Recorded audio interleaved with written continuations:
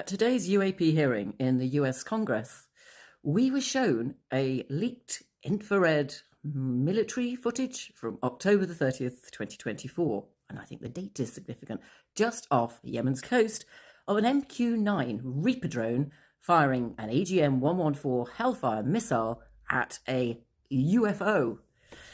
The missile hits, sort of bounces off the object, and you notice a couple of the bits of the object come off it, and then it cruises on unharmed.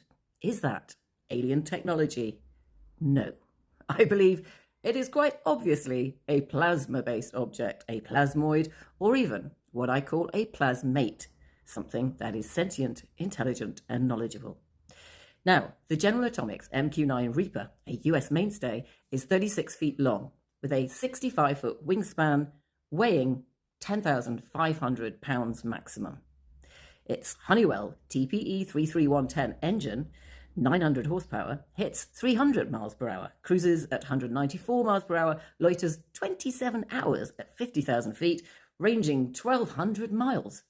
Its Raytheon FLIR captures infrared across short, mid, and long-wave bands, rendering, and this is important, hot targets, white hot, ideal for spotting.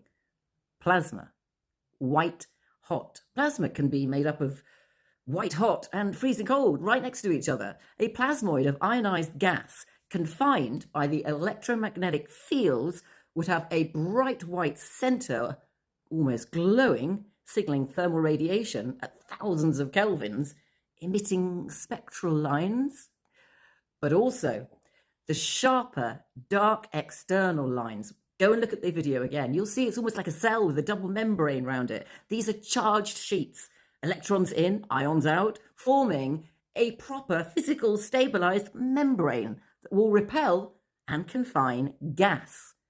Self-generated magnetic fields guide particles, maintaining cohesion so it stays as a structure. And in this case, obviously, it looks like a big ball, like ball lightning. It forms from atmospheric ionization. Now, what was happening over Yemen at the time? Well, lots of activity, wasn't there? Lots of shock, but also maybe thunderstorms. The thermospheric plasmas have very resilient sheaths, explaining the missile's deflection via electromagnetic repulsion. And if you look just before it hits, it sort of glows. So you see it is preparing.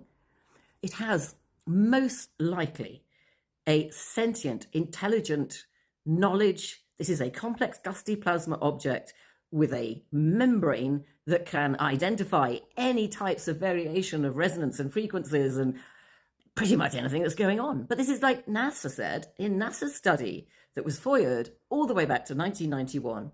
These plasma objects were tracked, analyzed. They even compared their neural network. We know that missiles leave trails. Drones don't hover around shape-shifting. Artifacts are pixel noise, not bounded forms. The orb's resilience and behavior scream plasma, not advanced technology.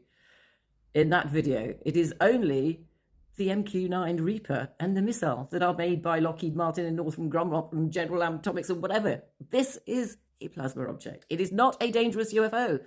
Which makes me wonder why they were firing at it. Why are you firing missiles, US military, at a living, sentient plasma creature that has done no harm, that provides no threat? I mean, let's hope it was a mistake that they did it. But you saw what happened. That will happen again and again. And all you will do is completely piss off the non-human entity, the divine non-human entity, I must say, that is quite possibly our creator, our angels, our spirit, everything that we are as an organic living creature, you have just filed a great big missile at. And I'm glad that somebody leaked this video because it makes a mockery, a complete mockery of the ignorance of the US military and whoever else sat there going, oh, look what happened. Sorry, guys, you are making some big mistakes. The biggest of which is not only hiding everything, but also not having a clue what you are doing, which is devastating any chances we have of building a positive, benevolent, sharing relationship with a non-human entity that probably created us, that is here now on Earth.